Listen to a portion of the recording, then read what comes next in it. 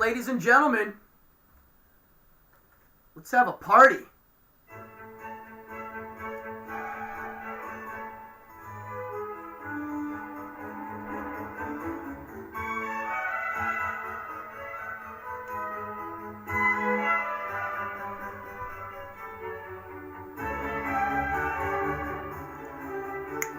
Howdy. Wednesday night, folks. Let's have some fun. Cheers. All right, we got a group in here already. Let me turn this down. Let's have a blast here tonight. It's Wednesday. It's the middle of the week.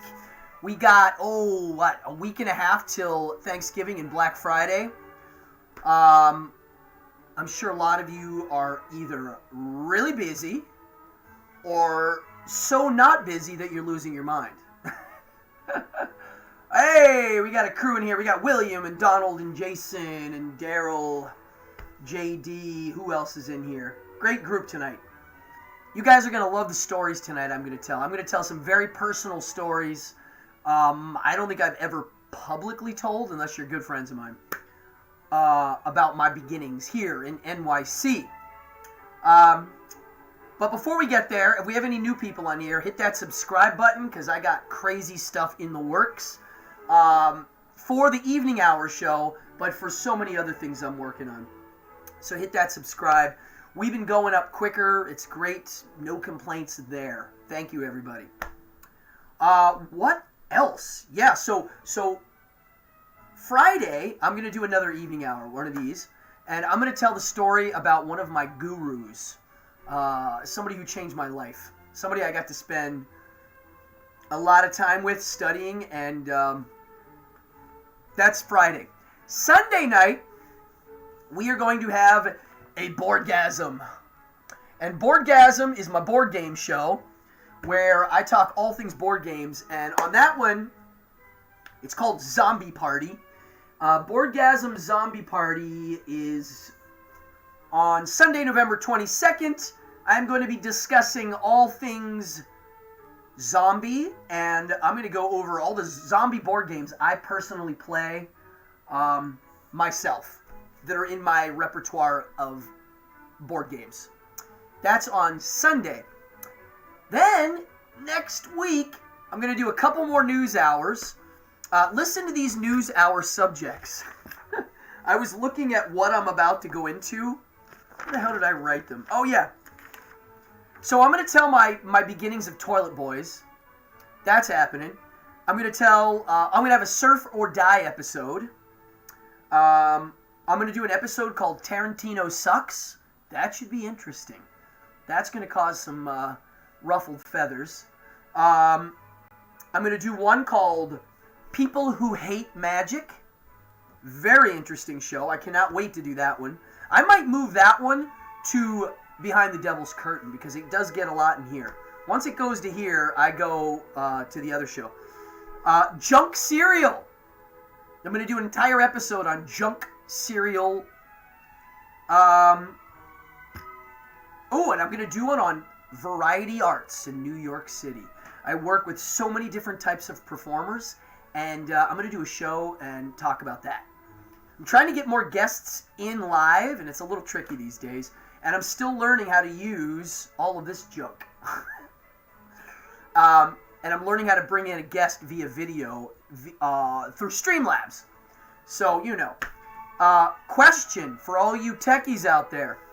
I'm looking for a camera that's good, priced nice, and has got awesome dynamic range. That's what I need. I like the cameras that can capture that. This is dynamic range. You can see things like in the background. It's got lots of, although there's a light bounce that I don't like right now. I can see it in the camera. It looks different over here. Huh. Would you look at that? Anyhoozle. And then next week, next Friday, Black Friday, I have an episode of Behind the Devil's Curtain, episode 4, and it's entitled Dream Warriors. I cannot wait to do this one. This is going to be an amazing one. I've been doing an insane amount of research on my own time. Just really relearning things I already knew about dreaming. I started personally practicing lucid dreaming again. And self-hypnosis I do all the time. So, yeah, I cannot wait. And then on Black Friday, I don't know how this works yet because I'm learning right now. I don't know if it starts in the morning. I think it does start in the morning. But, folks, you gotta be kidding me. Right here. Officially endorsed by the Church of Satan, live on Kickstarter Black Friday. Folks, this is going to be the craziest pack of cards ever made. I cannot wait to own them. Oh, here we go. William's cranking them out. All right, William right now is cranking out all sorts of information. I'm going to have to go back and look. Thank you, William. Yeah, I don't know a lot about tech and camera crap. I don't know. I'm learning. So that's what's coming up. If you're new to this channel, hit that subscribe button because you don't want to miss these shows. I really am trying to focus on content. When I was first getting involved in the land of YouTube, which is, I guess, what we call this, all of those videos that tell you how to get, your first 100 followers, your first 1,000 followers, right? A lot of the techniques they tell you how to make, 10,000 followers in a year or whatever. Basically, the way they do it, I can't do. My content's too important. I don't like fluff content. I like it to actually have point and purpose, especially for Behind the Devil's Curtain and Boardgasm and my magic method. This one's a little more freeform, but I still, like today, I spent all day working on what we're doing right now. Because that's what I do now, and that's fine.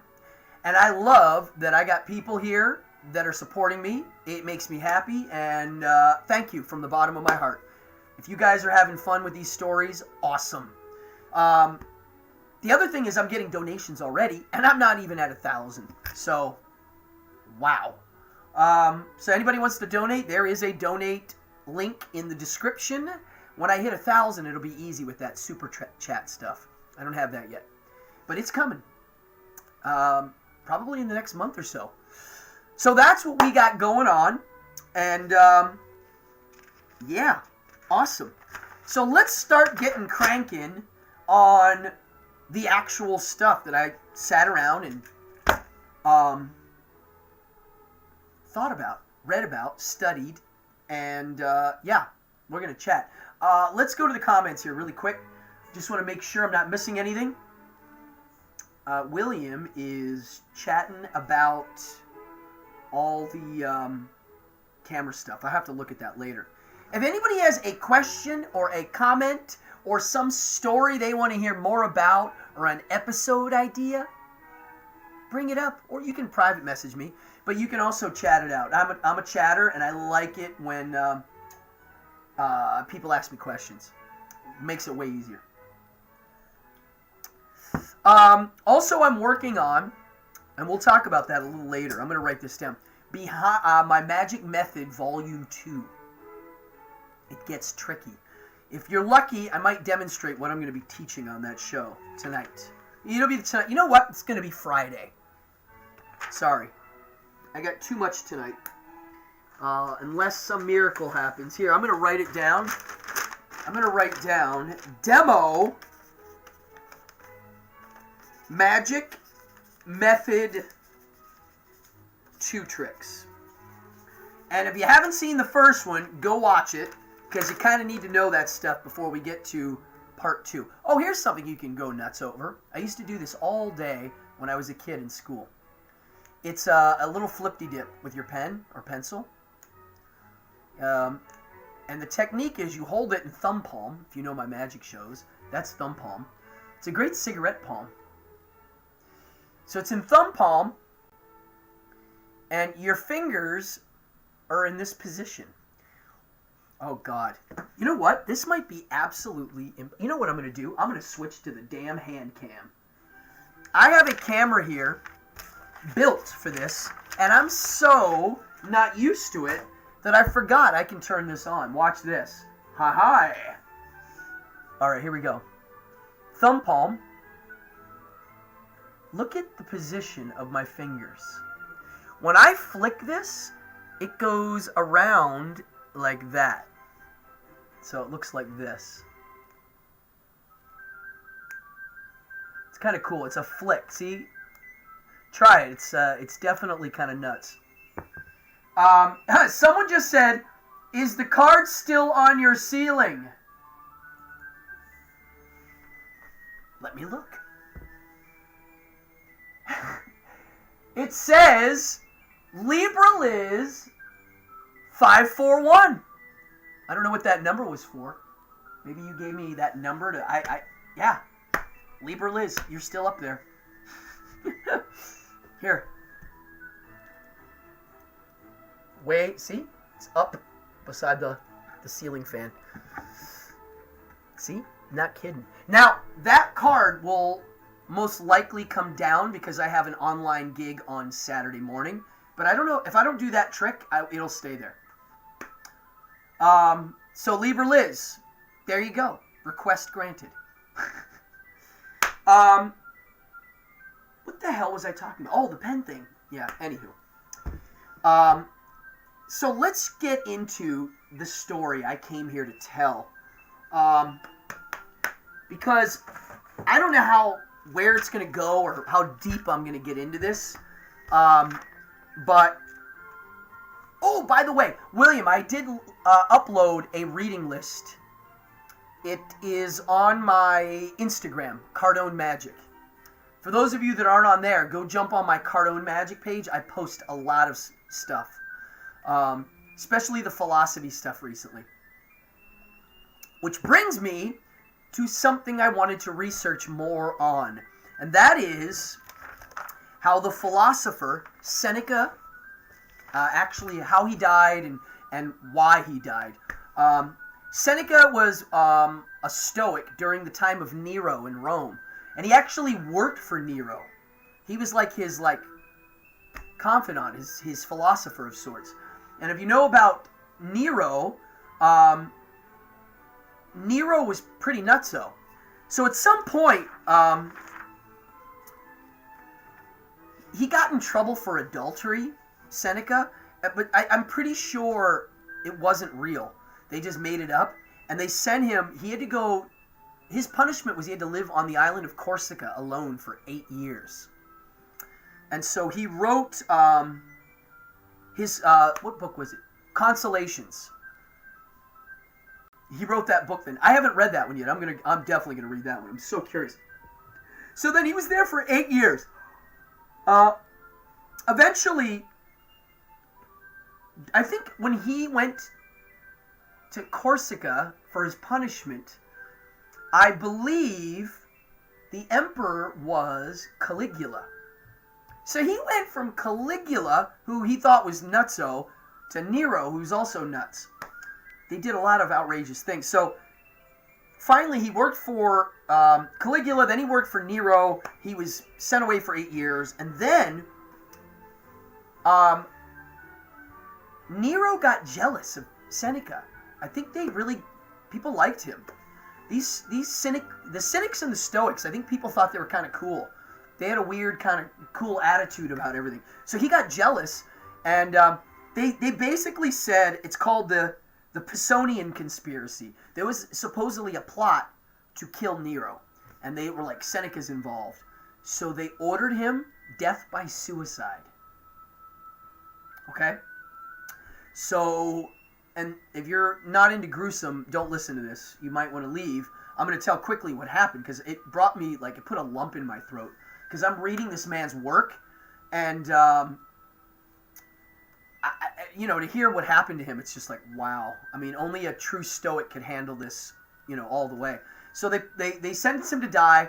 So him and I think his woman also tried to, I don't know if she actually succeeded, but he cut his veins and arms and was going to bleed to death, but it didn't work. He wasn't bleeding fast enough. See, he ate a bunch of hemlock, or he drank a potion of hemlock, And then he still wasn't dead, so he jumped in a hot bath of water, which makes the blood flow, and then he died. And it was like, wow, it was a long process.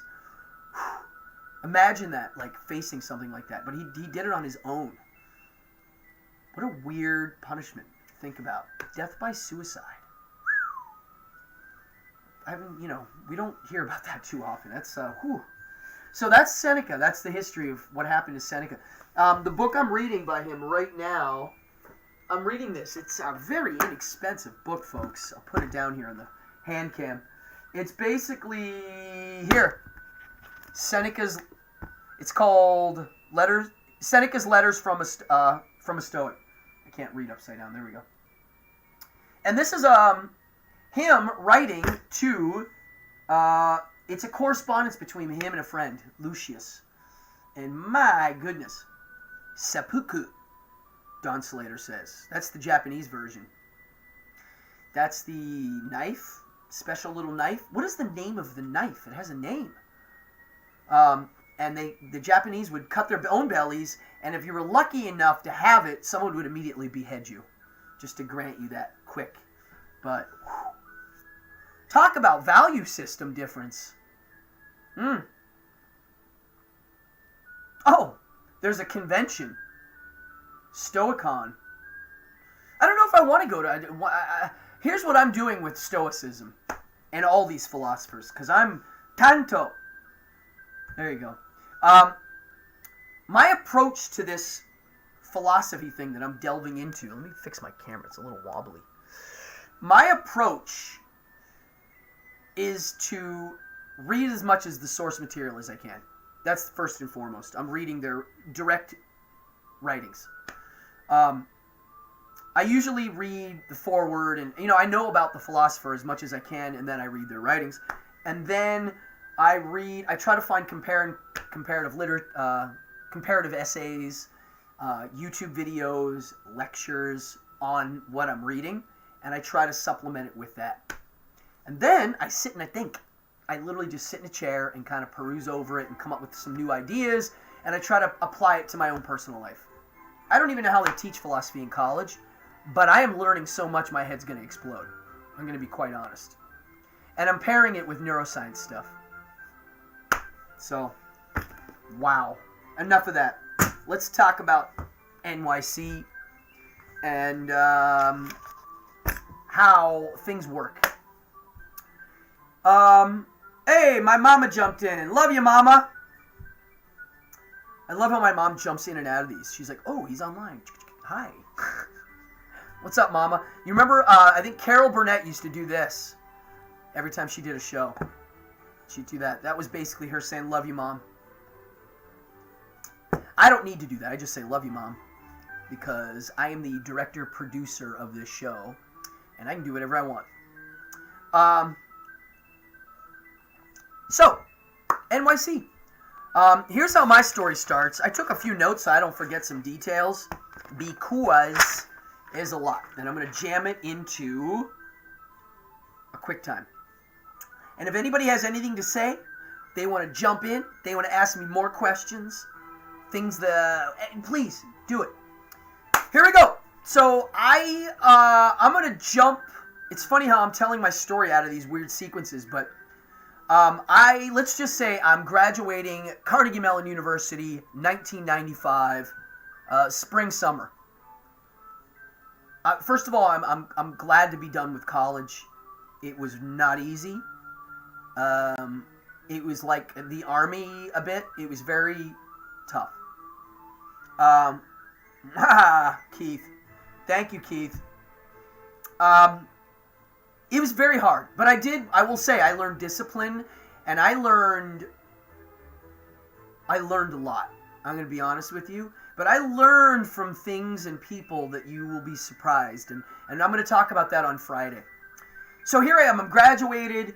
I have no intention to actually become an actor, but I'm going to go through the motions a bit, was my thoughts. Because when you go to Carnegie Mellon, you get to audition for the agents. And if you're lucky, you'll sign a contract with one of them. And I got a commercial agent and a legit agent. I got both. Not everybody gets both. Some people get one or the other. And Jeff Goldblum's sister was my commercial agent. So, who else?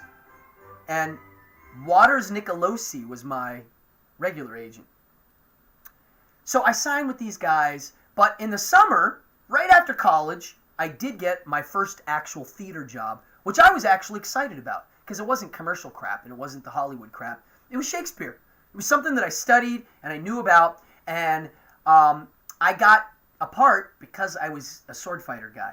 I actually, during my CMU time, I got certified ASDF, American Society of Fight Directors. I got actor combatant, which means if you are in a stage combat fight, you know what you're talking about. So if you have to deal with another actor who also, you guys are going to know how to do it together. You're going to have a common dialogue of sword fighting, fist fighting. You're going to know how to choreograph stuff. So I got Romeo and Juliet Tybalt.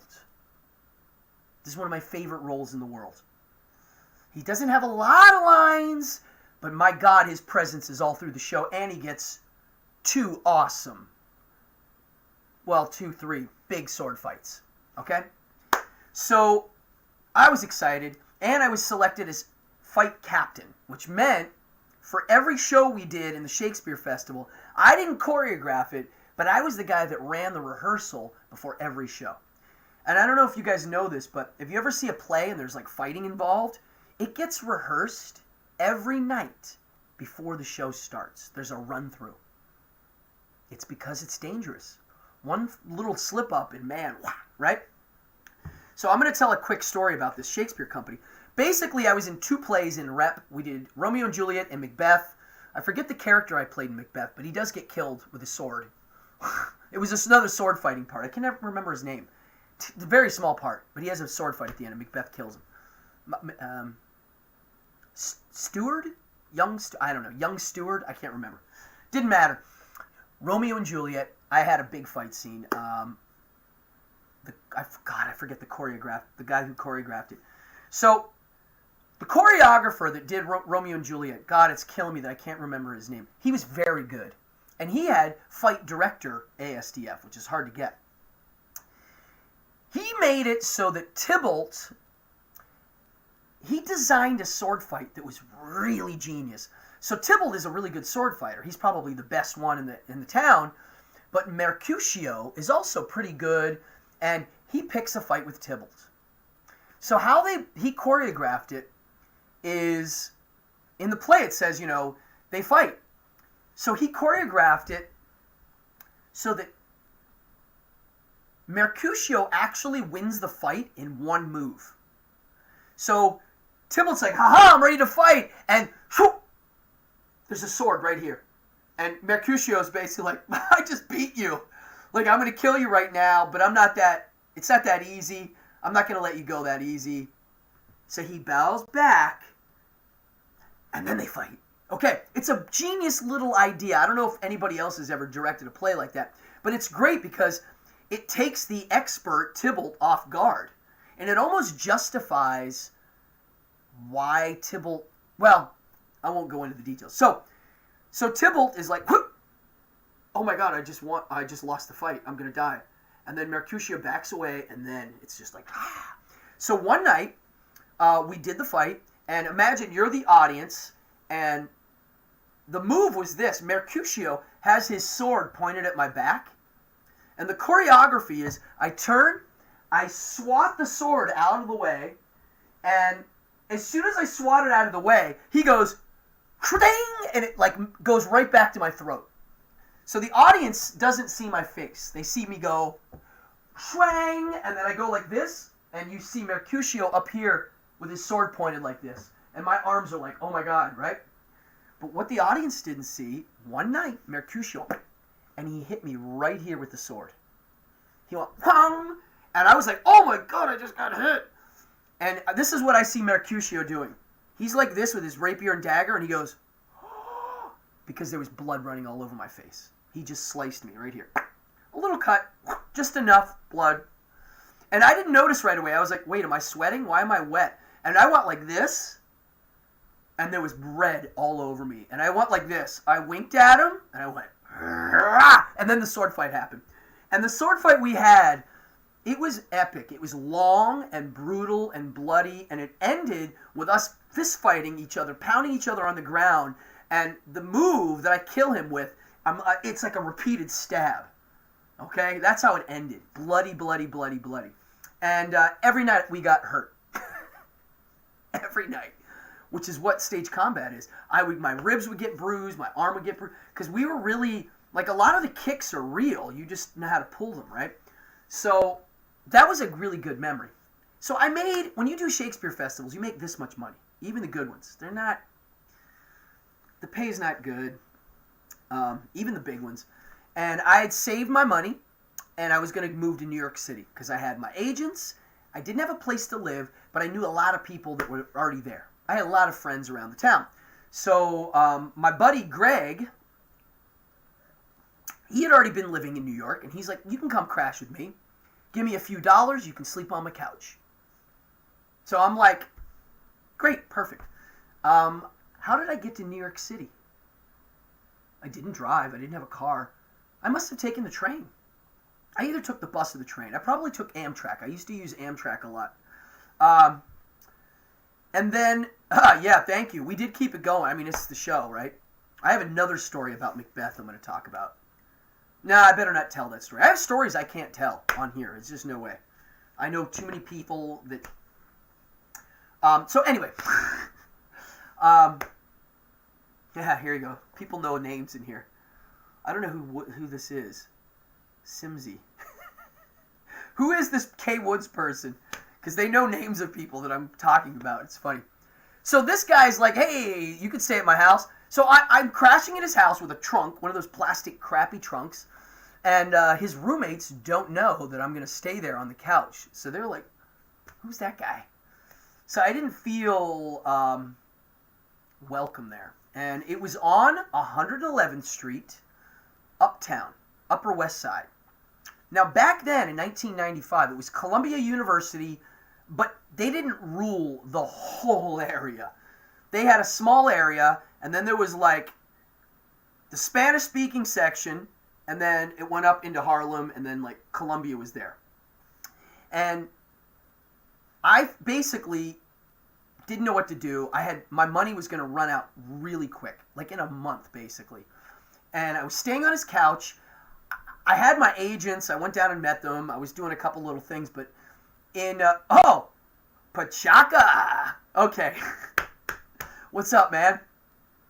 I'm just going to talk about this in a little bit, which is pretty funny. So, I'm uptown. Every day, to save money, I go to this bagel shop called Columbia Bagels, and for $1, I get a salt bagel and a small coffee, because each were 50 cents.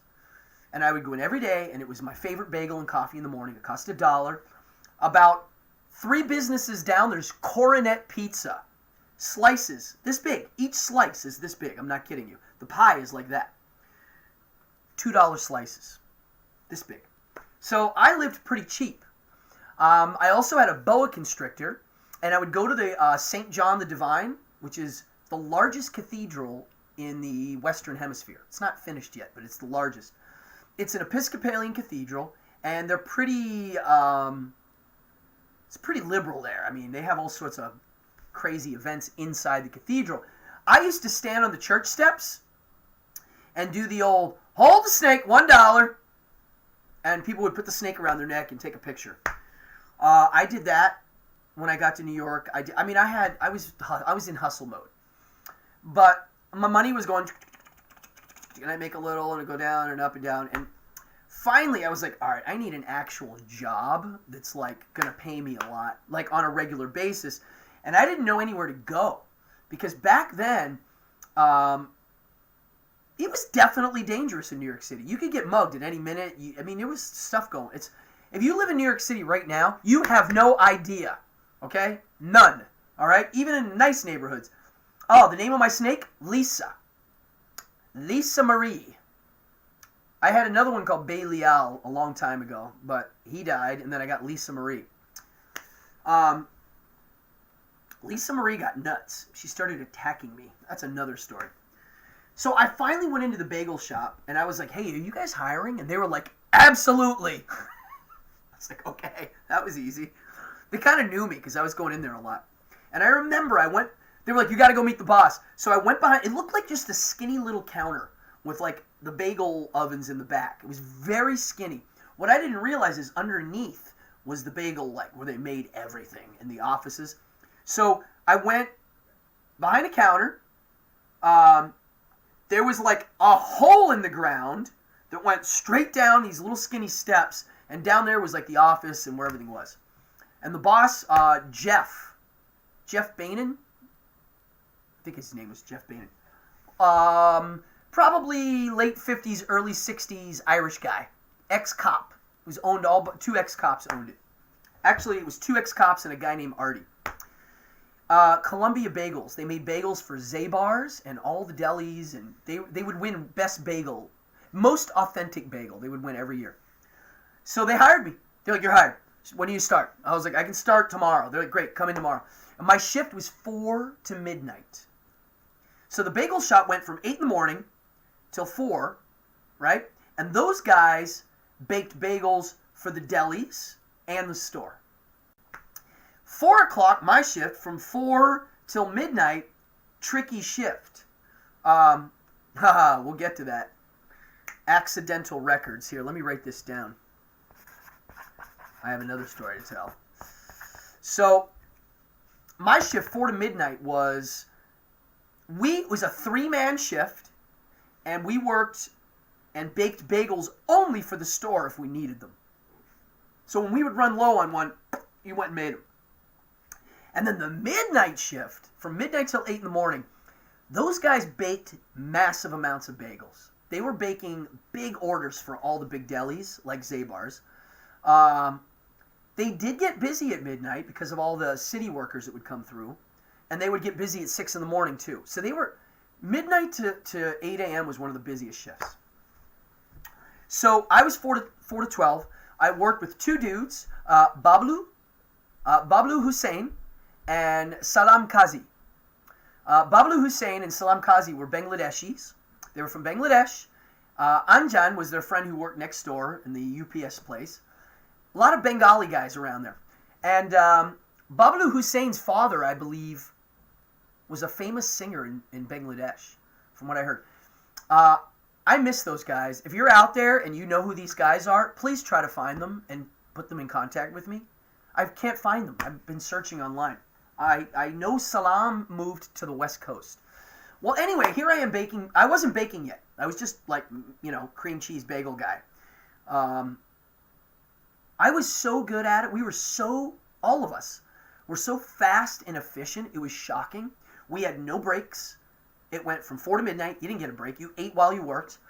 I was Baikana man, which means garbage. I did all the garbage.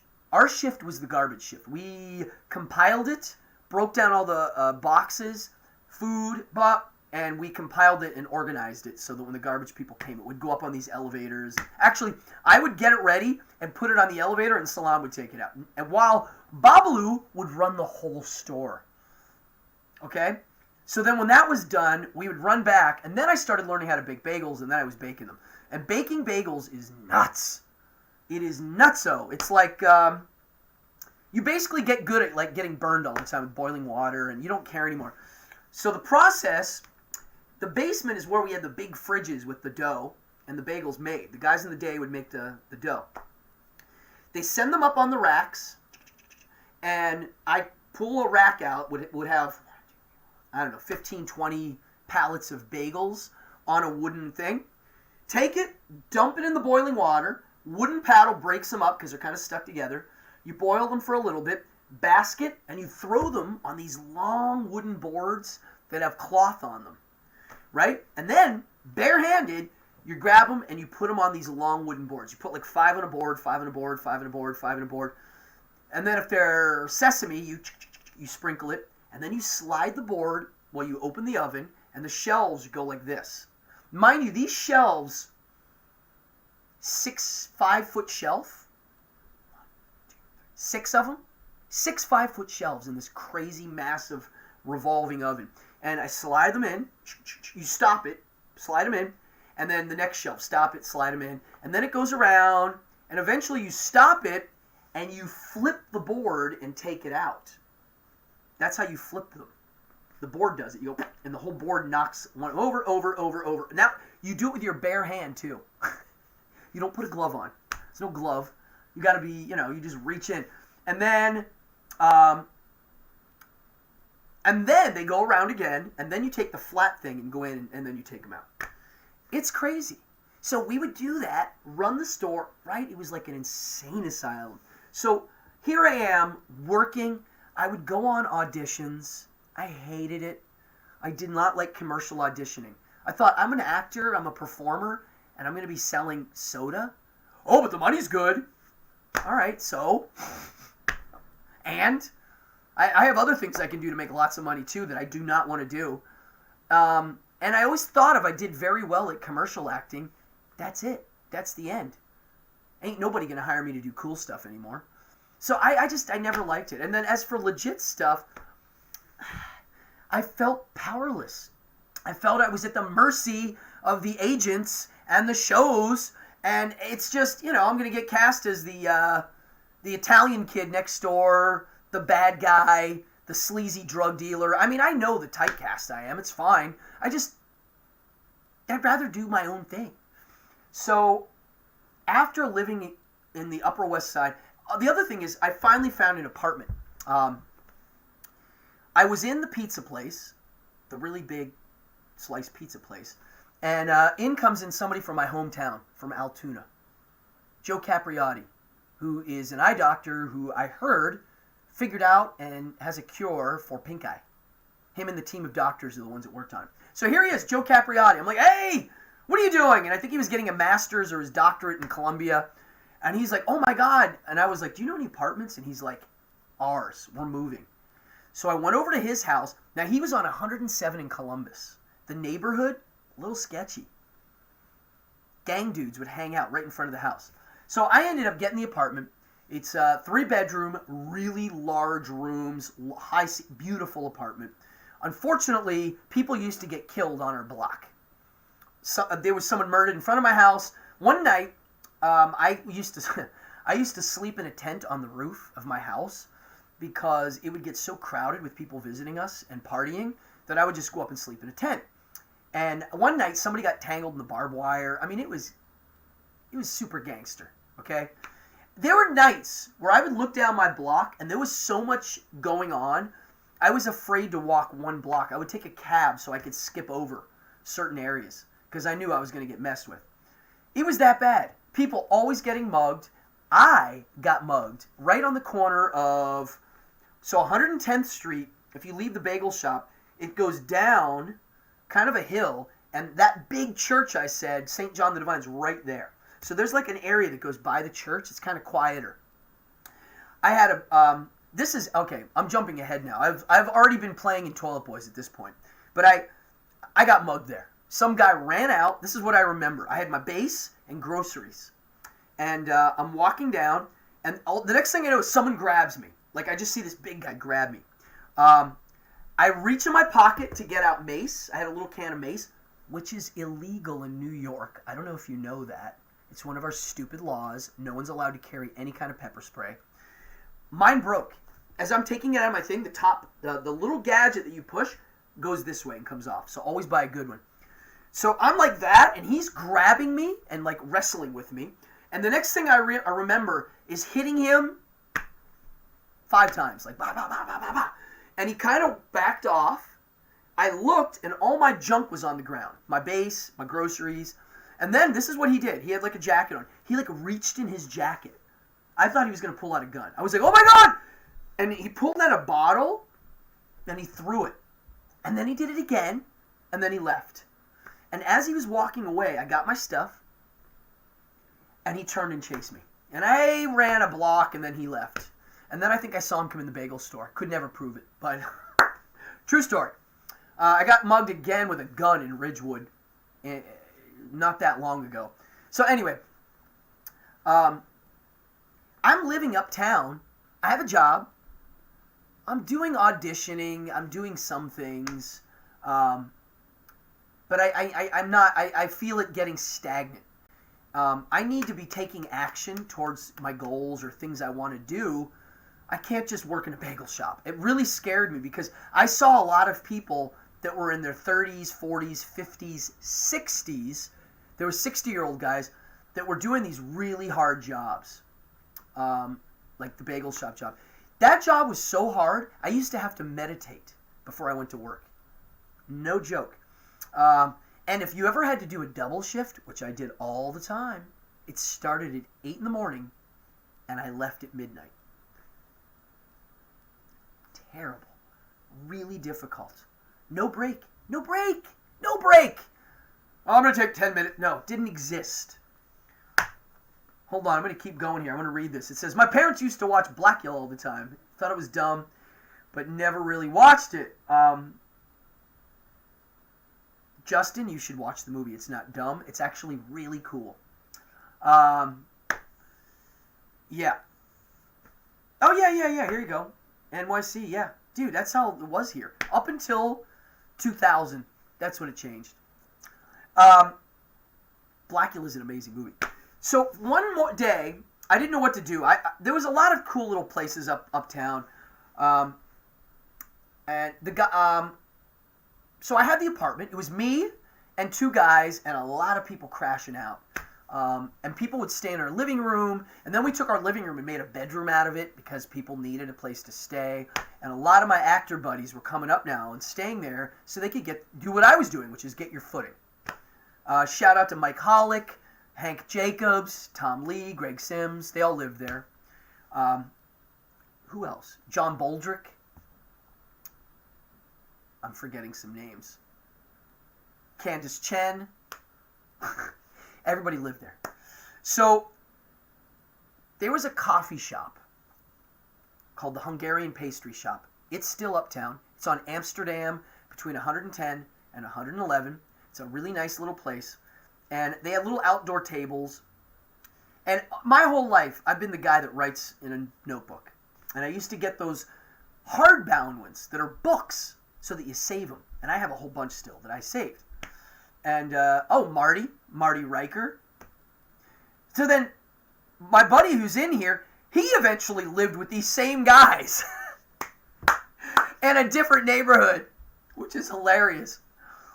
Oh my God, the Toteets and the Tito's, and there's Toteet. Oh, it was such a crew. So the Hungarian Pastry Shop, I literally went in there, had my notebook out, and this is something me practicing what I preach. I needed to take an action. I wasn't seeing any cool theater jobs show up. I didn't see any opportunity at all. I didn't know. I was already doing magic at the time too. I didn't see how what I did fit into anything. I just threw my marker. I didn't see how it fit into New York City yet. I didn't understand the variety scene. I didn't understand the nightclub scene yet. Nothing. Zero. I knew how to do a play, read Shakespeare, and I knew how to bake bagels. I mean, I knew how to do magic show because I had already done them, a lot of them for private parties. But I didn't know how to do it for like a nightclub or, I didn't get it yet. So I went into the pastry shop, notebook thing, and I literally wrote, what do you want to do? I'm going to go find where that notebook is because I have it. What do you want to do? I was like, what do I see myself? What do I really want to do? What is my favorite thing in the world for fun to do? Like, what is my passion, my hobby? Something that's new that I haven't done. And that was play music. I taught myself in high school how to play the bass guitar. Every band I was in lasted a weekend in someone's basement. Somebody mentioned Marty. We had a band. We would play like in Pittsburgh at, house parties and stuff. But we'd do one show and that was the end of the band, We'd do a couple songs. Nothing serious. But I knew I had enough. I had chops. I didn't realize how much farther I needed to go, but I was like, I can play. So I wrote down, I want to be in a band. I'm in New York City. There's a million bands here. I want to play in a band. So I wrote down, I want to be in a band. And then I wrote underneath it, how. I was like, well, I have a bass guitar. I didn't have a rig yet. I didn't own a good rig. You know, I had practice stuff. And I wrote down, go see more bands. Go see more bands. So I was like, all right, that's it. I also wrote down some other things that I'm not going to discuss. Some private stuff. And I'm going to be honest, and I'm going to look you right in the eye. Every wish I wrote down that day came true. And then some. Every single one. Down to detail that's quite shocking. Okay? And it started with this and this. Somebody asked a good question. I'll answer in a second. Every single thing. I wrote it down. I wrote how I was going to do it, what I needed to do, and I dot it and move on to the next one. Like, all right, I want to do this, I want to do this, I want to do this. And I started, okay? So one of the things I really liked was I really liked monster movies. So here I am in New York City, and there's a theater that has a film fest of all sorts of horror films. And by God, there's a Vincent Price Film Festival? What? Oh my God, I'm going. They're showing The Tingler with the buzzers in the seat. Oh, I'm going. So I get there, and I got my ticket. I forget what movie I went to see. It might have been The Tingler. I think it was The Tingler. I have the brochure for it. And the ticket taker is wearing this awesome Vincent Price shirt. And I go, oh, I see you're a fan. And he goes, are you a fan? And I was like, bam. And there's my Vinny. Oh my God, I'm going to fall in the camera. I don't know if you can see it. It's a little Vincent Price. So he goes, oh, my long lost brother. Right? And I was like, yay.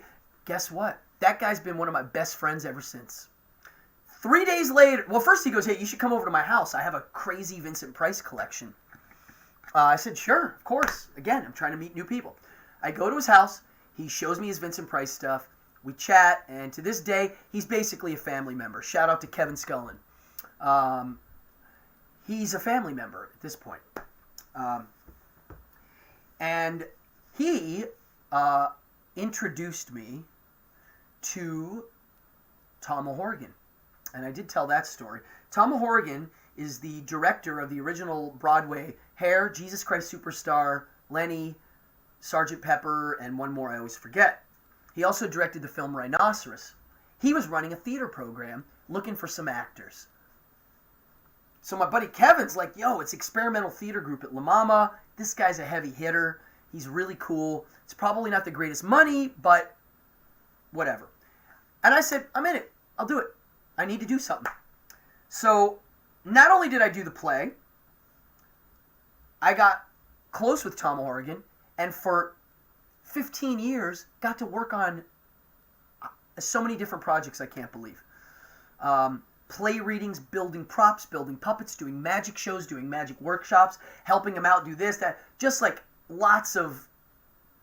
I became exactly what I wanted, which was an artist and not one thing. It was a little bit of all, but it was all tied together. We were writing, directing, producing.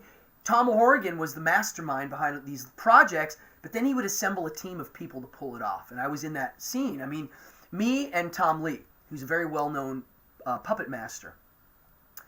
And we did a play. It was called La Mama 2000. It was actually a series of short plays. And in the show, there's a girl named Eileen. What's Eileen's last name? Silversmith? Eileen Silversmith? I think that's her last name. Her father invented members-only jackets. And I believe he just passed away, so condolences. He created a fashion thing that in the 80s was huge. Anyway, this chick is like, I was hanging out with her one day, and we were talking music, and I was like, yo, I like all this weird music, and she was like, have you ever heard of the band Karen Black? And I was like, no. She goes, The Voluptuous Horror of Karen Black is the name of the band. And I was like, sounds cool. So she showed me the CD, she played it, And I was like, yes, this is cool. It's avant-garde punk rock metal. But it was pretty good, like the guitar playing and the bass playing and the drumming. So she was like, you want to go see him play? I was like, yes! I wanted to go see as many bands as possible. Before I tell that story, I'm going to tell a story. My first night in New York City, me and Simsy went to a wild nightclub just because it was New York City, let's go wild, and it was kind of a letdown. And then a week or two later, I was like, all right, we need to go to the East Village. I need to go see some of these punk rock places now. I want to go see the real shit. Pardon the French. Shouldn't swear on this channel. I don't like swearing on these things because I have friends that have kids, and I swear in front of my kids. I let my kids swear too. I don't care, but I get it. Whatever. So we pick Coney Island High. It's a new club, but I hear it's awesome. They've got lots of good music. They have lots of good DJ nights where they just play punk rock and people dance. I was like, what? You mean like the high school I wish my dance parties were? They were like, yeah, you got to go to this place. So me and Greg Sims walk into Coney Island High. Oh, man. I have pictures of this place. I'm going to go get pictures. Hold on. And they're in the other room, so I'm going to pull something I don't usually pull on this show. I'm going to do this. I'm going to put on... You got to see a picture of this place so that I can give you a context of what it is. I'm going to do that, and I'm going to put the hand cam on and give you something to look at while I do this. Here is my reading list I posted today. Right here. This is a reading list you should look at. I'm going to be right back. I'm going to get a picture.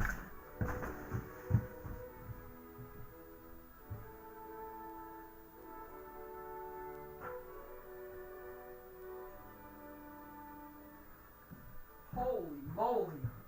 Wow, I have really good pictures of this place. Okay. So here's the front. This is St. Mark's. This building was destroyed and replaced with overpriced housing for trust fund kids. That's Coney Island High. And it was a 2-story building. Here's the door up close. They used the steeplechase smiley face guy as their logo. It was not in Coney Island. It was in the East Village. Let's see here. Oh, here's a wild picture. Let me see. There's a picture of me standing in front of the place. Oh, I don't know where the hell that went. Here's my first ventriloquist picture, folks. How's that for frightening? God. That's me and George. So, anywho, Coney Island High. We go in, and you go, there's 2 entrances. There's like the downstairs part where they had rock shows. Then there's the upstairs part where they also had rock shows, but it was a little smaller. And tonight, I guess there was nothing downstairs, only upstairs. So we go up, walk in, not that crowded. There's a bar, there's a stage area, there's like a DJ area. Not a giant place. And there's a band setting up and a few people. All right. Now, I don't drink, and my friend didn't drink. So we would just go get sodas and hang out. So I'm sitting there drinking a soda at the bar. The band's setting up, and they start playing the song by the band X-Ray Specs, "Oh Bondage Up Yours." I don't know if you know that song. It's a great song. As they're playing "Oh Bondage Up Yours," I realize that the lady singing the song is Debbie Harry. First time in the place, not that crowded. There's a punk rock band, and Debbie Harry gets up to sing a song to Daniel Ray, the producer. It was his birthday, and they were just partying. So I'm like, oh my God, this is nuts! Little did I know, a few years later, I'd be playing with Blondie at Madison Square Garden. Okay? We'll tell that story next week. Literally, in like a year and a half. Okay? I didn't know who these people were. They didn't know who I was, and it didn't matter. Okay? And now I'm still friends with her. So it's a crazy story. We'll get to that. I'm telling you, it's nuts. It's hard to believe. So somebody asked a question about me playing. Wow. All right, I'll read the comments in a second. So here I am. I'm watching this happen. I'm like, wow. I heard Joey Ramone DJs here, and people are like, yeah, he just DJs all the time downstairs. What? These people just hang out? Yeah. Holy crap. These are like my childhood heroes. Like, really. Like, these people changed my life. Their music and their lyrics and the energy changed my life. And now here they are just hanging out. So I started going to see shows. I went to CBGB's. I went to Continental, Coney Island High, Pyramid, Brownies, Dawn Hills, Tramps, Wetlands, Limelight. I could go on. I pretty much named all the biggies. I'm forgetting some. I've played every nightclub in New York City. No joke. All of them. Roseland, all the ones that are gone. Limelight, Irving Plaza, Hammerstein. I've played them all. Every single one. With different bands. So this is what happened. I'm in a play. Tom O'Horgan's directing it. There's not a lot of money involved. Barely any money. I'm working at the bagel shop. I'm going to see punk rock bands. I'm starting to make some friends. I got my Vincent Price buddy. This chick, Eileen, is like, let's go see this band, Karen Black, play. I'm like, great, let's go. We get tickets for Tramps, and I think she bought the tickets. I remember the tickets for that show weren't cheap. I don't know why. Anywho. So we go to see the show at Tramps. Or not, yeah, was it Tramps. And, what street was Tramps on? I'm trying to remember. The opening bands. Now, there was 3 opening bands. I do not remember the middle opening band. Somebody else might. But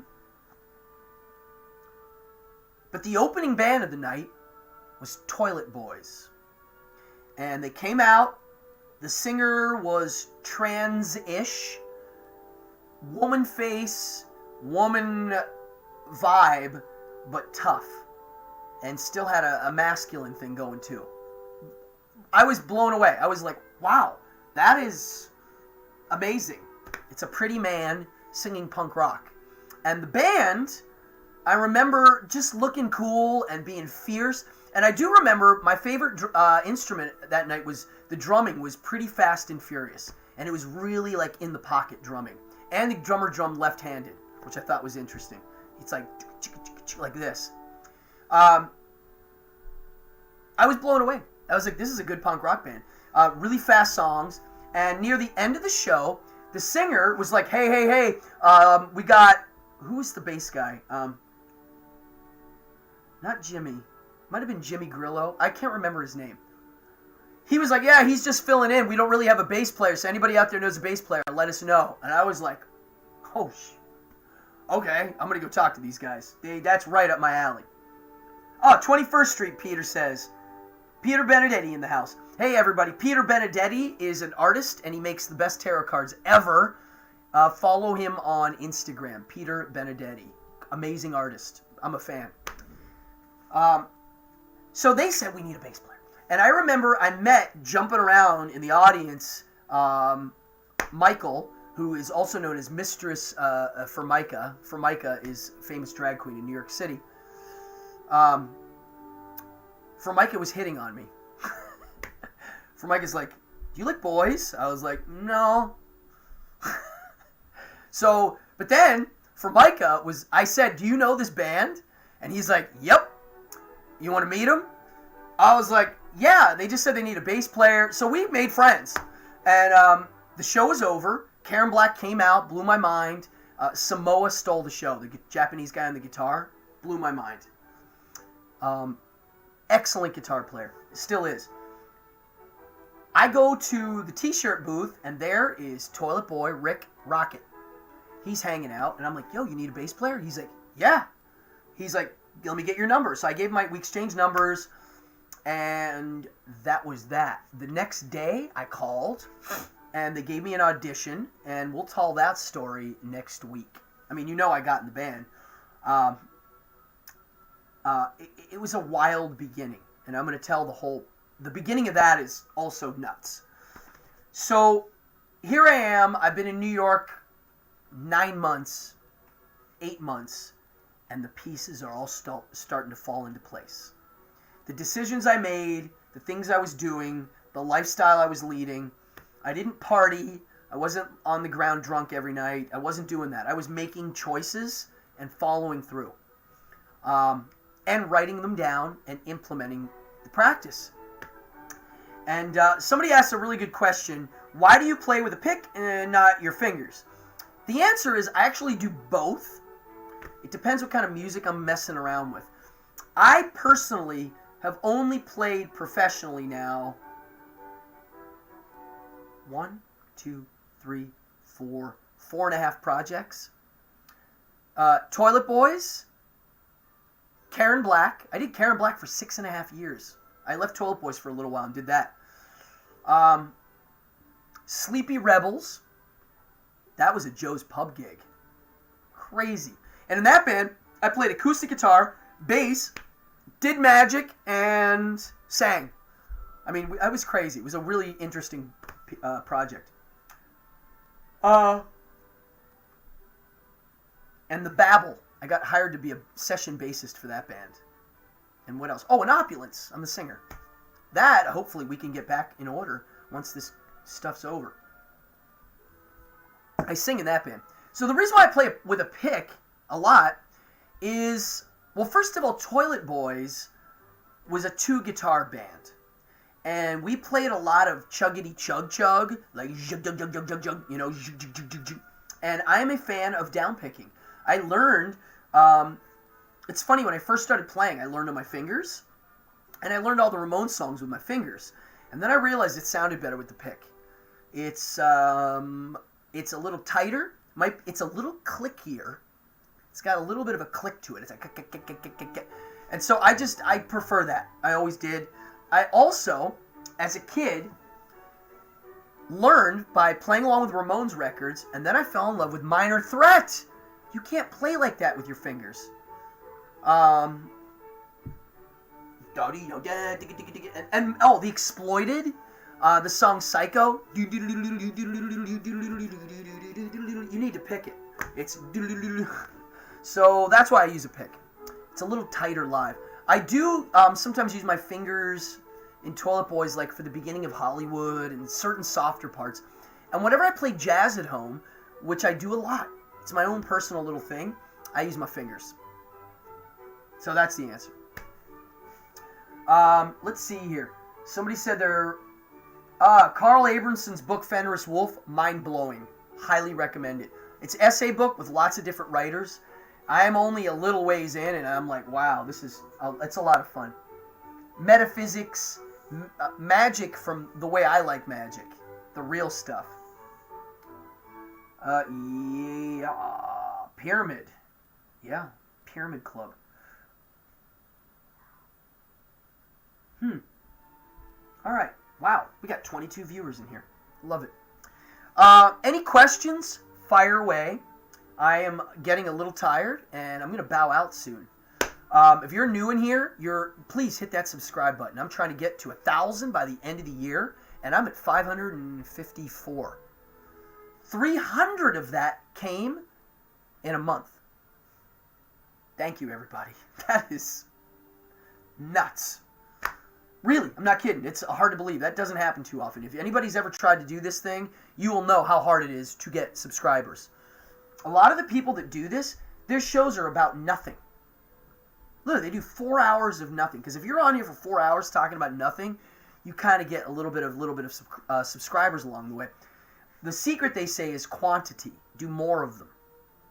Well, I'm cool with that. The problem is, I want quality.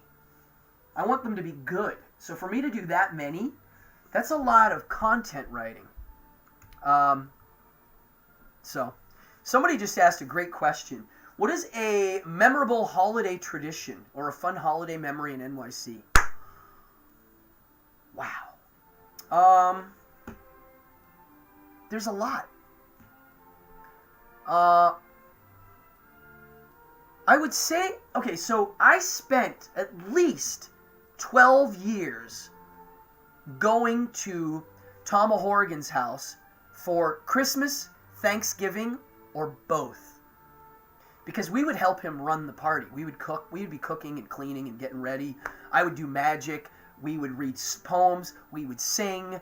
Somebody would jump up and do a little opera. I mean, it was beautiful times. Pataki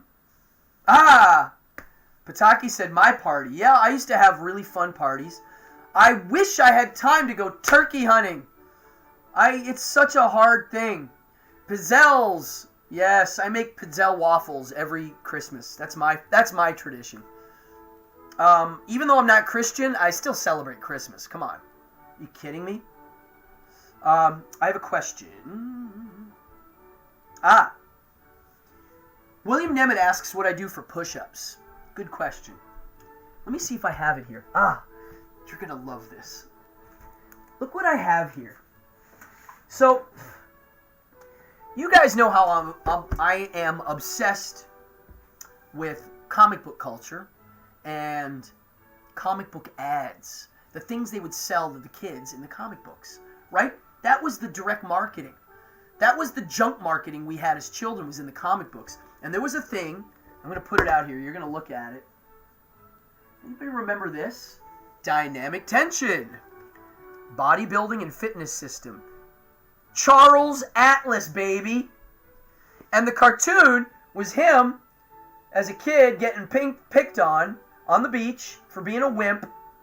And then he learns how to get strong and tough, and he beats up the bully. And there's Charles Atlas. So as a kid, I would always see that ad, and I was curious of what it is. So I ordered it. I ordered it maybe 15 years ago. 20 years ago. 15, 20 years ago. You can order it now from the company that makes it. The Charles Atlas company, still around. It's like $50. And instead of it coming as a correspondence course and like little envelope notebooks, it comes in a giant, it comes in like a binder.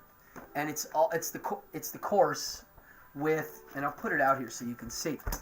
And his technique that he teaches in the book is all isometrics. You don't need a gym.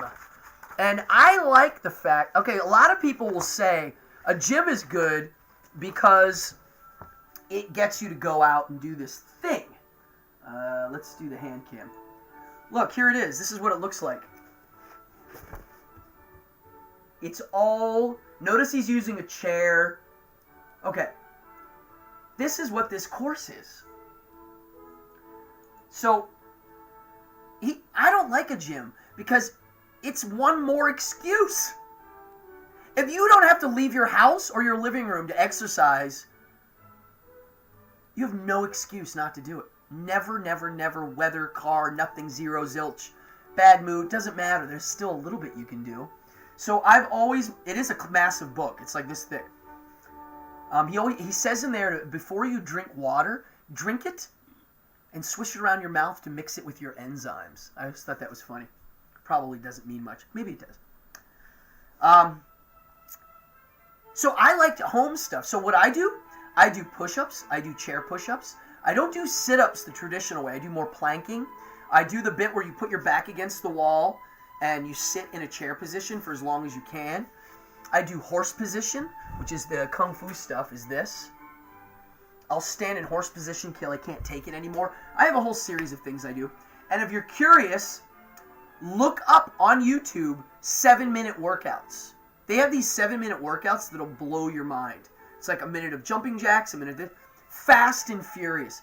If you can't find 7 minutes out of the day to stretch a bit, that's something I'm working on, is more flexibility. I'm not good at it. If you can't find 7 minutes out of the day to exercise at home, forget about it. That's it. Stupid. You might as well just quit. 7 minutes is nothing. I do way more than 7 minutes, but it's short and sweet. Dude, look, no gym. None. And they're getting stronger and stronger every day. And my stomach, my chest, when you do push-ups, it does all of this stuff. You don't need a gym. Do it the Rocky Balboa method. Lift rocks, walk, bike. Surfing does it too. Surfing gets this muscle for me really good, and it gets my upper back muscles.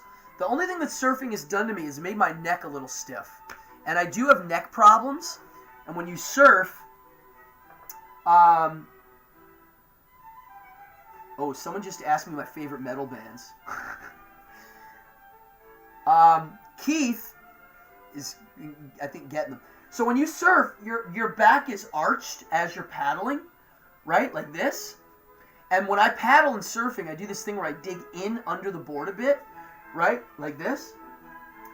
It does all of this in the back, and it's such a good workout. I skateboard a lot for transportation, and that's getting my legs. So,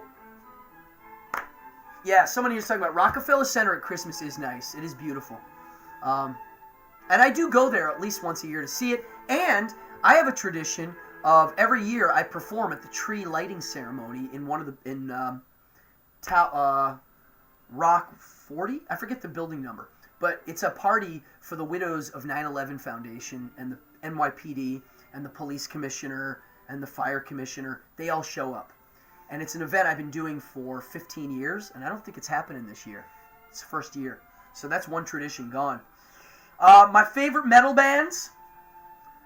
Well, for a long time, since high school, if you said, what's your favorite metal band? It's King Diamond. Merciful Fate and King Diamond. Now I'll add to the list, yeah, Manowar, Accused. I don't even put them in the metal category, but sure, why not? I love Deicide, the drummer. I like Immortal. I like Devil's Blood for new bands. Dude, right here, baby. This is one of the best new records I've heard in a long time. Hails to David Ingram, Benediction. Insane record cover, folks. Look at that. It's beautiful. And look at the inside. Beautiful. David Ingram. Yeah. Great band. Great new record. I don't know. I have a lot of metal bands I like. I don't consider myself only a metalhead, though, because I like a lot of punk rock.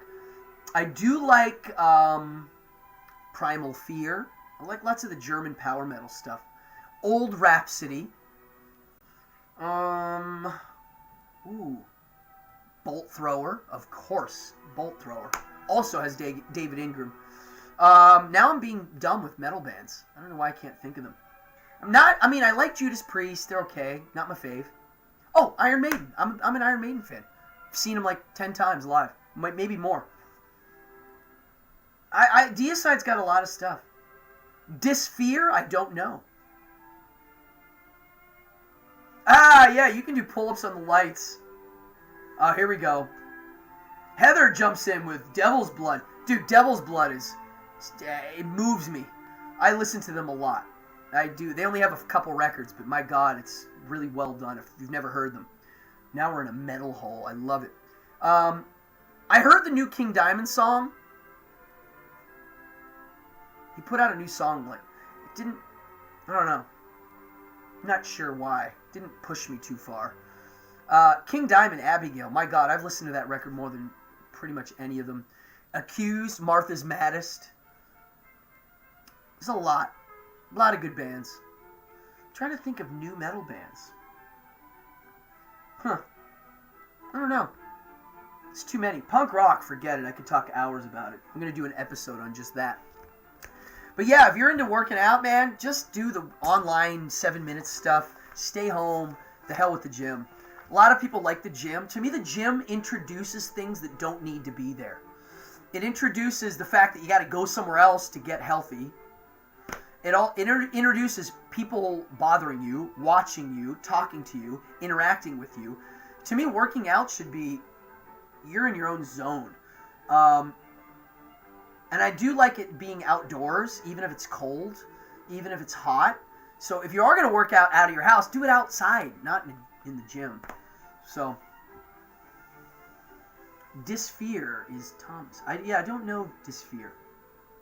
I'll look it up. I do like Manowar a lot. If you ask me what the best live bands are that I've seen live, Manowar's in the top 5. hands down. Amazing live show. Amazing.